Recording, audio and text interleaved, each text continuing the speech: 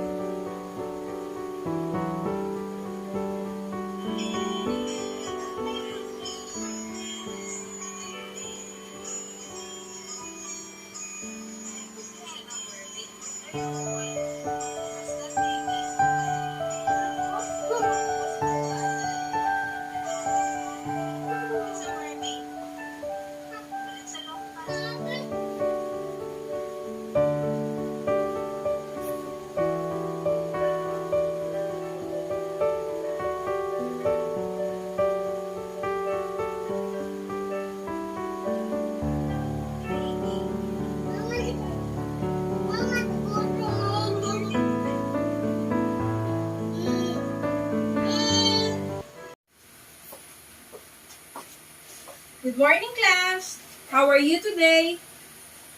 That's great. But before we start, please check your places if there is non-necessary things that need to throw.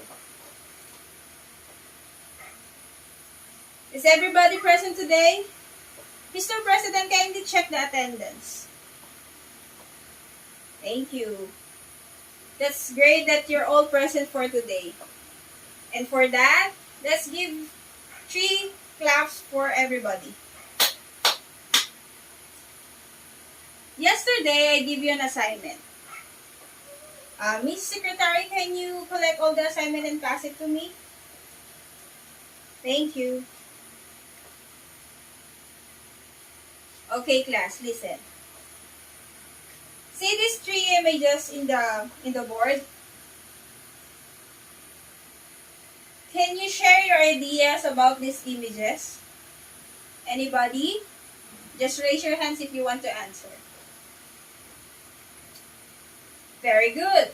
This picture shows hot, the dry, and rainy.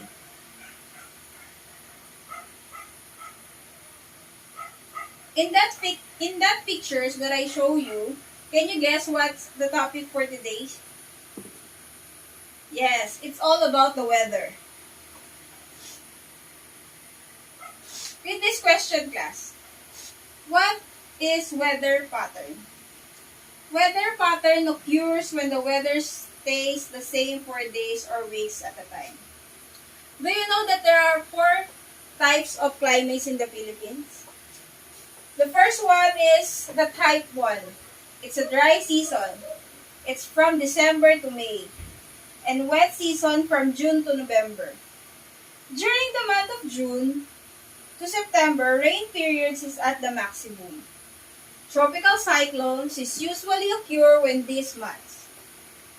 Type 2. No dry season. During the month of December to January, rainy period is at the maximum. Places which have these types are along the eastern coast are exposed to the northeast and monsoon. Tropical cyclones are frequent in these areas. Type 3. Seasons are not very pronounced. Relatively dry from 3 to 6 months.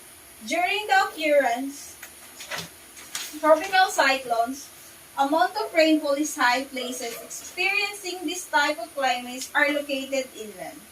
The southeast monsoon greatly affects these areas. Type 4. Type 4 and the last one. Rainfall is more or less evenly distributed throughout the year. Northeastern Luzon, southernmost part of Luzon, southern Mindanao, and few areas in Visayas experience this type of climate.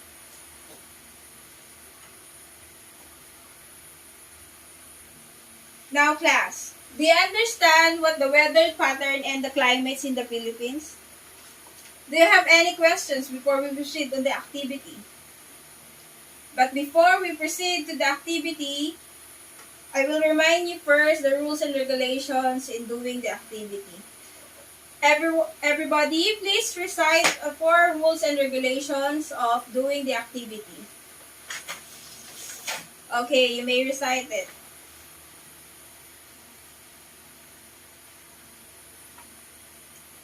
Very good. Now let's proceed to our activity. I want you to group yourselves into 4. Count 1 to 4 and all the same numbers go to your groups.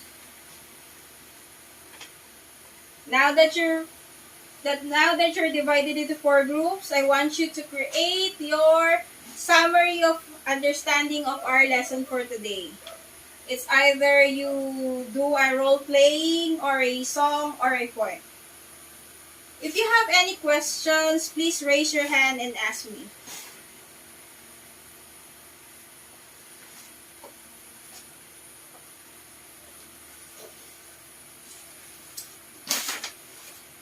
Do you have any question?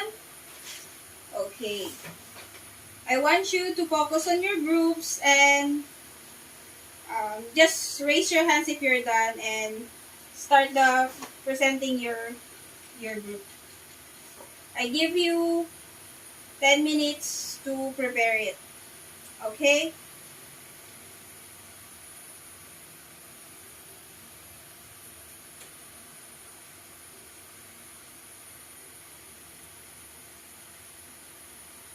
Are you done? Okay. Let's start with the group 1. Group 1, please present your work.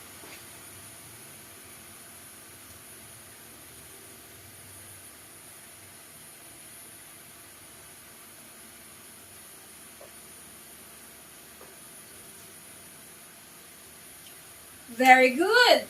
Group 1, it's the very nice song. You created a song out of the lesson for today. It's very nice. Okay? Next, group 2, you may proceed.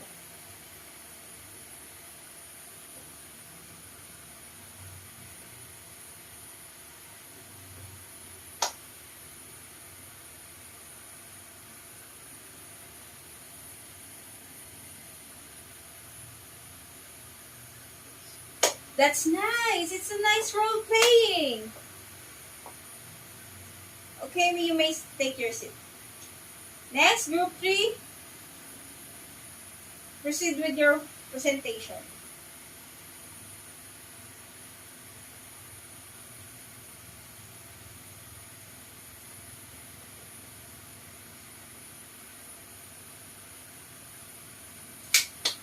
It's also nice. It's a very nice song. You're doing great, guys. Now, you may take your seat, group 3. Next, group 4.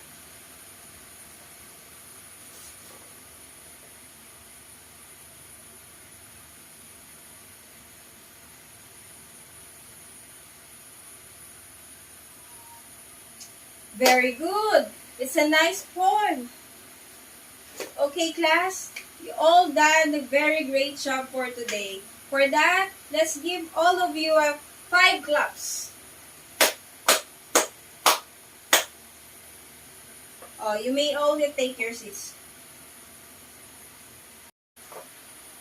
I think you all understand the topic for today. Again, how many types of climates in the Philippines? Yes, Pretina? Very good. We have 4 types of climates in the Philippines. How about this one? What months are we experience dry season? Anyone? Yes, Renzel. Very good. It's from December to May. And how about this one? How about months that we experience the rainy season? Yes, John? Very good. It's from June to September. Again, always remember that we have a different weather pattern in the Philippines compared to the other countries. Weather refers to the condition of a place in a short period of time. Now, I want you to prepare a 1/2 sheet of paper and write your summarization of your ideas and understanding about our topic for today. I give you 5 minutes for that activity. You may start now.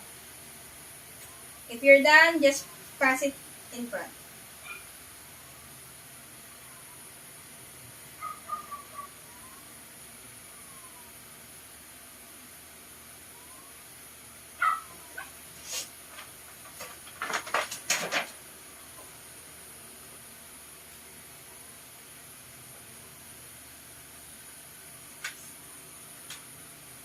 If you're done, class, please copy your assignment in the board. And if you're done, let's say class goodbye and see you tomorrow.